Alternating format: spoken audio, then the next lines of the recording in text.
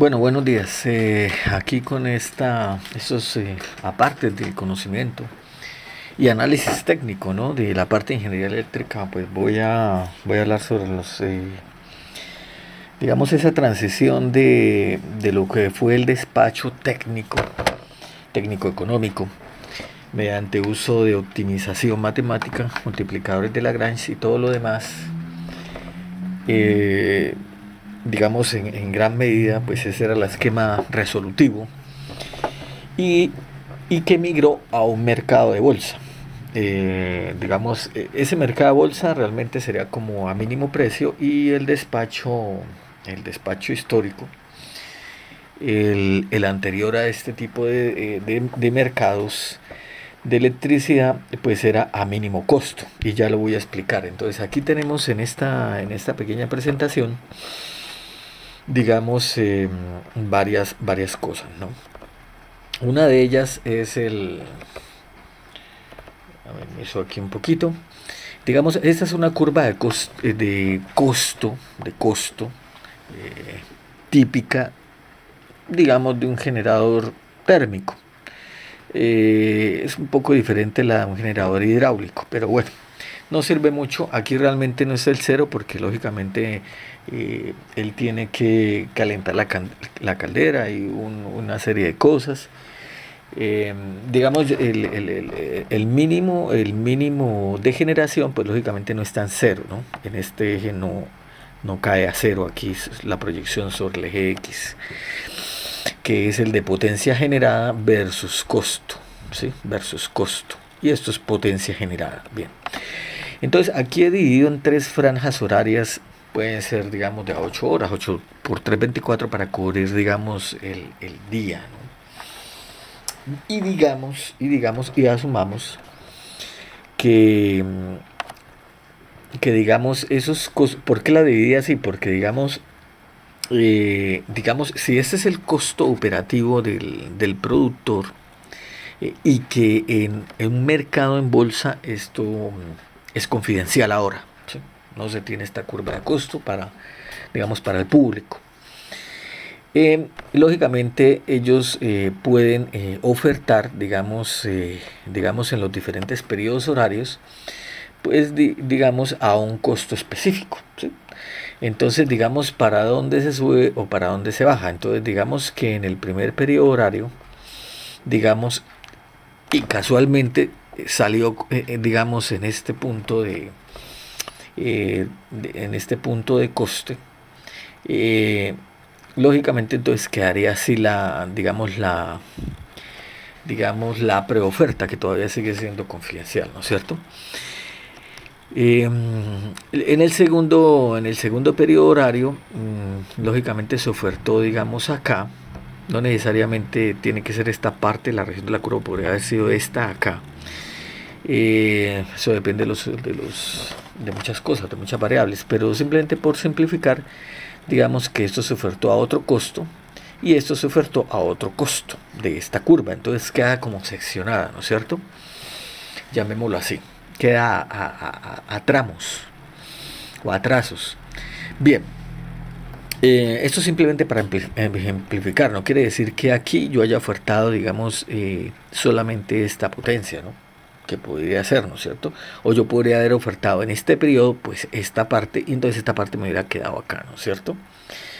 Igual, digamos, es para ilustrar apenas. Bien, entonces eso es digamos, lógicamente, es un juego ahí de valores. Mm, entonces, para ser despachados despachados, no, digamos, para entrar competitivamente en la bolsa con esos precios, con la energía que yo digo que hay disponibilidad de mi parte en la bolsa, dentro de la bolsa, digamos, con esa cantidad de producto, digámoslo así, que realmente son commodities. Estos commodities realmente no deberían ser tratados de esta manera y ya lo explicaré más adelante por qué. Bien, entonces aquí tenemos que simplemente que quedó así. Yo coloco aquí una serie como de apuntes, donde digo que la curva de coste del productor, eh, los contratos de combustible a medio y largo plazo, digamos, porque digamos son estables, ¿sí? Para ellos, digamos, si yo no estoy comprando el combustible en bolsa, que sería otro mercado aparte, lógicamente pues yo tendría estabilidad en los precios de compra, ¿no? Lógicamente me saldría un poco más costoso, podría ser, porque realmente esto de la bolsa hay incertidumbres, como lo estamos viendo actualmente. Bien, ¿qué ocurre si compra el combustible en una bolsa de combustibles, que sería a corto plazo? ¿Sí? Entonces yo estaría aquí tanto comprando a corto plazo para luego revender aquí, para luego proporcionar el producto de salida acá, ¿no es cierto? La entrada versus la salida. Entonces sería un mercado muy, digamos, inmediatos, digamos, entrelazados, digamos, como si se estuvieran como una plaza de mercados, digamos, es el símil, ¿no? Yo tengo varios productos y lógicamente pues compro, proceso y vendo dentro de esa misma plaza ya, digamos, el producto. Bien, entonces sucede que al tener esto aquí, digamos, realmente como esto es tiempo, periodo horario y esto es potencia, pues esto me da una energía, ¿no es cierto? Entonces realmente pues la energía equivalente, aquí coloco la energía equivalente, es la que yo tengo disponible para esa franja horaria, ¿no es cierto? Entonces simplemente es como un rectángulo acá, digamos, saco digamos, el equivalente en energía, bien. Entonces ya no tomo esta curva como tal, sino un bloque, digamos, a este precio, ¿no es cierto? Bien, entonces el margen de ganancia, es el precio, esto es, digamos, el costo de productor y esto es al costo de oferta, ¿sí? El costo de oferta en la bolsa. Entonces, digamos, aquí está pues la ganancia, ¿no es cierto? La ganancia.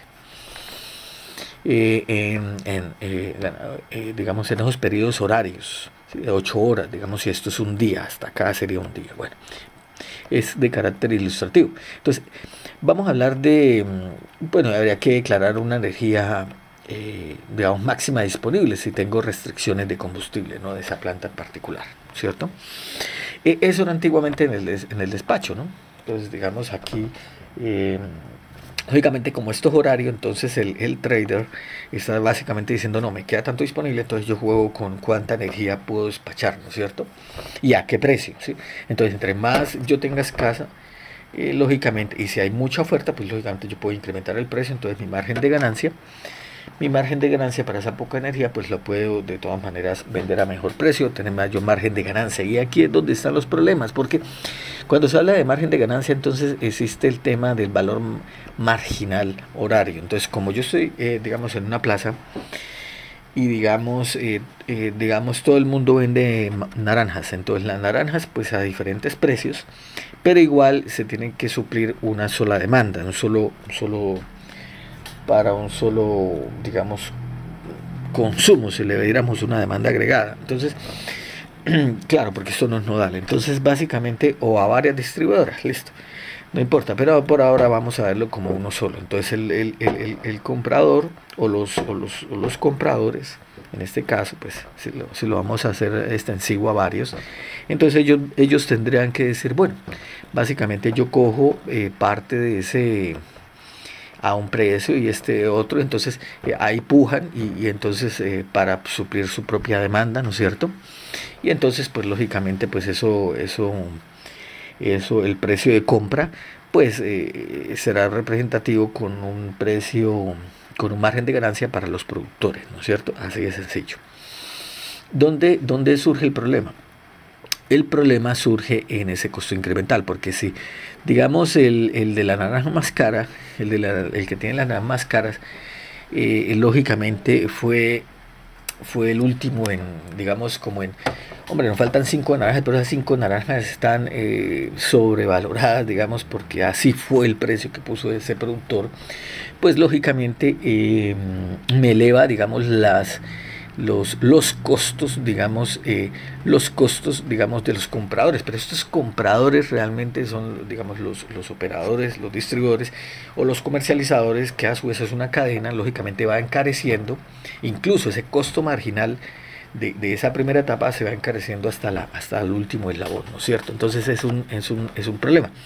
Antiguamente, por ejemplo, la hidráulica, que era más barata, digamos, aplanaba, digamos, el costo, o sea, lo bajaba, el costo global, ese costo marginal, lo bajaba, ¿sí? Entonces desplazaba generación térmica para incluirse, digamos, la generación hidráulica, y era un aplanamiento los costos realmente, ¿sí? Y entonces el usuario final era beneficiado. En esto no, en esto realmente lo que yo les comento, las 5 últimas naranjas que hacen falta están a un costo muy elevado. Lógicamente aquí es un aplanamiento, pero en ganancias hacia arriba. Es decir, realmente los que van a ganar por este sistema es realmente a la larga los productores, no los usuarios finales. Y no hay un balance. No hay un balance porque, digamos, el tema de la reinversión, digamos, eh, no está, digamos, simplificado acá. Aquí, digamos, está desarticulado, digamos, los varios sectores, lo que es la transmisión, la distribución, aunque lógicamente en el precio final de factura pues aparece, ¿sí? Entonces, y lógicamente esos son monopolios naturales, digamos, la transmisión y cosas de esas. O sea, no es que tengamos dos redes para llegar al mismo sitio, ¿no? Con diferentes energías, pues, a diferentes precios, ¿no? Dos carreteras, digámoslo así. Entonces, ese es un problema. Antiguamente lo que eran los multiplicadores de Lagrange y todos estos análisis técnicos, matemáticos avanzados, entre comillas, relativamente avanzados, lógicamente pues no eran accesibles, digamos, digamos, a los que manipulaban este tipo de tarifas, ¿sí? Entonces les queda mucho más fácil el despacho de mercado, es más fácil para el regulador el tema tarifario. Y ese tema tarifario no es que, perdón, no es el simple ajuste de tarifas, porque el regulador, digamos, tiene que ser completamente ligado de este tema. Pero el problema que radica en las regulaciones. Si esto fuera perfecto, lógicamente no existirían, digamos, regulaciones, digamos, que salieran cada tanto para el mercado, ¿sí? Simplemente se verificaría que no hubiera, digamos, digamos que entre se pusieran de acuerdo, digamos, los de la plaza para decir elevamos los precios de las naranjas.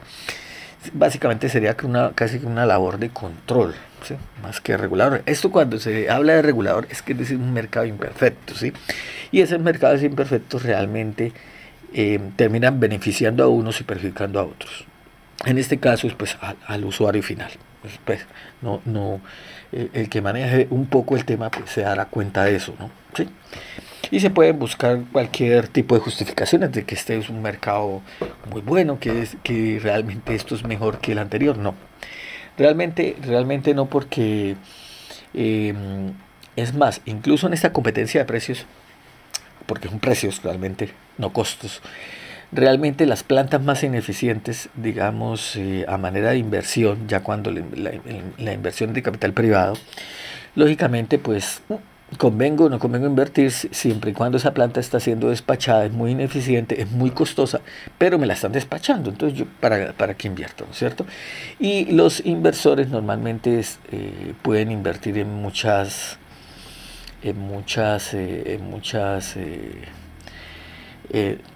inversiones digamos, de instalaciones, ¿no? Entonces realmente ellos no tienen que un solo inversor no maneje digamos, una cierta capacidad de monopolio, ¿sí?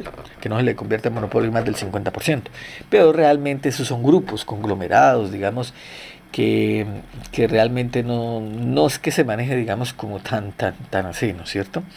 Lógicamente hay cierto indirectamente, digamos, digamos, cómo actuar, digamos, para obtener, para elevar su beneficio, ni siquiera para obtener el margen de ganancia que debe ser ideal, ¿no es cierto? Entonces, esto se llama el despacho, o sea, el despacho social, el despacho mínimo social, que es el que hay que tener en cuenta, que es donde todo el mundo pues equilibradamente gana, prácticamente está destruido, ¿no es cierto? Y agregámosle el despacho ambiental. El despacho ambiental, pues lógicamente con esto de los bonos verdes, no es que impulse, digamos, la eficiencia de determinadas plantas, ¿sí? Porque yo puedo ser muy ineficiente y con el margen de ganancia tan alto, pues lógicamente voy y compro bonos verdes y cosas de esas. Entonces, esto tiene mucha tela de dónde cortar, ¿no es cierto? Entonces, después de ese despacho económico, digamos, de ese despacho económico de bolsa, despacho económico, bueno,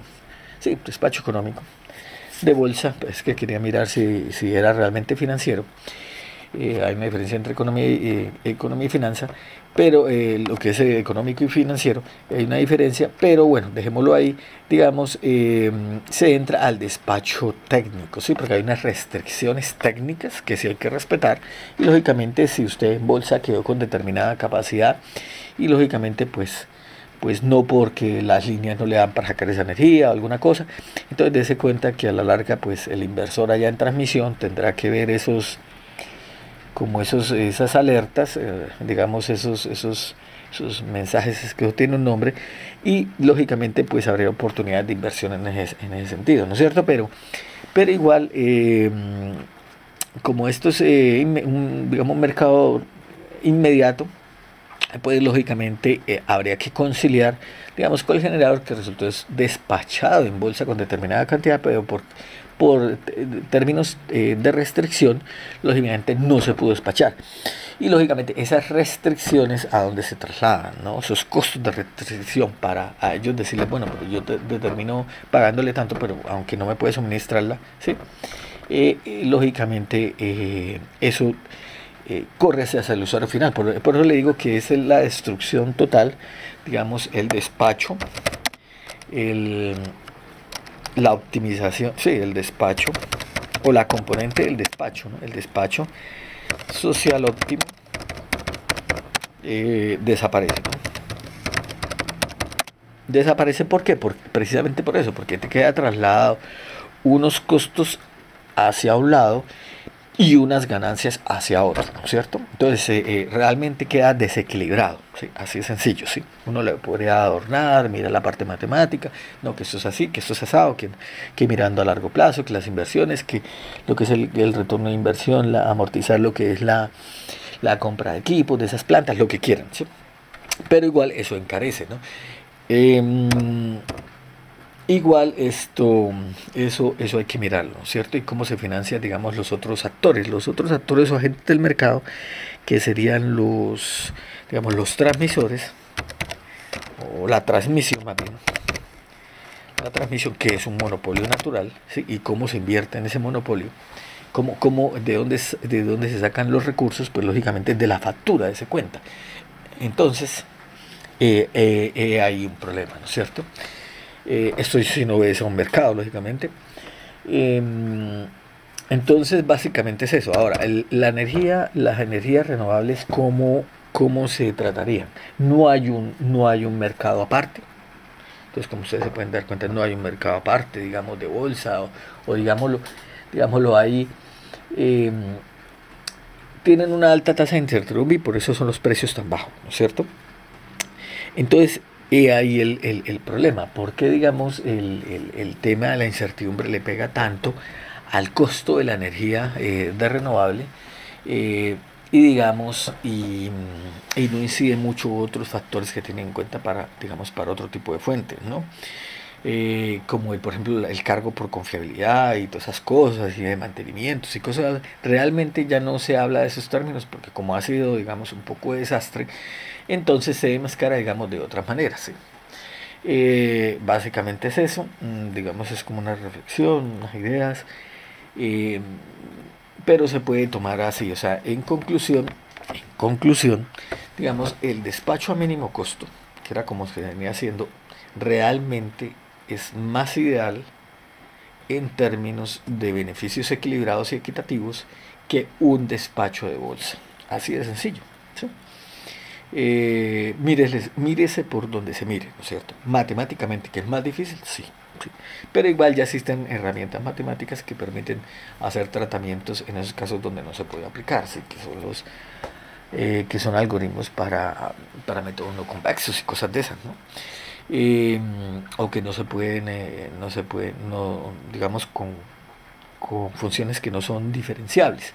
Entonces, para que nos demos cuenta, digamos, del esquema en que está embebido actualmente lo que es el tema de los mercados. Y por eso es que si ustedes cogen un libro de análisis de curvas, de evolución del precio del mercado, de la energía, cuando inició este proceso, a lo que es hoy se ha ido incrementando. Y se ha ido incrementando superlativamente, ¿sí? Y si usted hubiese comparado un despacho técnico de mínimo costo, digamos, como si hubiese existido, pues lógicamente pues ahora como las curvas, pero digamos, asumiendo curvas, hacia acá en el periodo de tiempo donde se pudiera mirar, asumiendo a este tiempo, digamos, ahí se vería reflejado que la ganancia se vería disminuida hacia los actores de generación, pero el costo se hubiera también reducido hacia los actores hacia el actor al consumidor final, a los consumidores, pues, que están en mercados no regulados, ¿no es cierto? Entonces, para que nos demos cuenta un poco cómo son las cosas, ¿no? Digamos, lo que les digo, el despacho social óptimo prácticamente, digamos, se desintegra. ¿Sí? Ahí no se tiene en cuenta nada de eso. ¿Sí? Esto es un despacho bolsa, digamos, es el lobo, el o los lobos contra las ovejas, básicamente, pues lógicamente ahí es un sistema de supervivencia, más bien llamémoslo así, ¿no? Y tocaría que hacerlo desde ese punto de análisis, ¿no? Entonces habría un equilibrio ahí hasta, digamos, cuántas ovejas quedarían contra la población de lobos, ¿sí? Digamos, en ese equilibrio biótico ahí que se podría asumir de esa manera, ¿no? Para que ustedes tengan en consideración todo éxito. Y pues, si no siendo más, de pronto escucharle si lo desean, escuchar sus comentarios sería muy beneficioso, ¿no es cierto?, en este análisis. Lógicamente, esos temas, como son un poco avanzados, digamos, el que conozca bien de este tema normalmente está vinculado, digamos, a este tipo de corporaciones asociadas a un gobierno corporativo. Lógicamente, pues, pues va a hablar, digamos, todas las bondades, digamos, del actual sistema, a sabiendas que no puede patear la lonchera, si es así, yo no. Muchas gracias y eso es todo por hoy.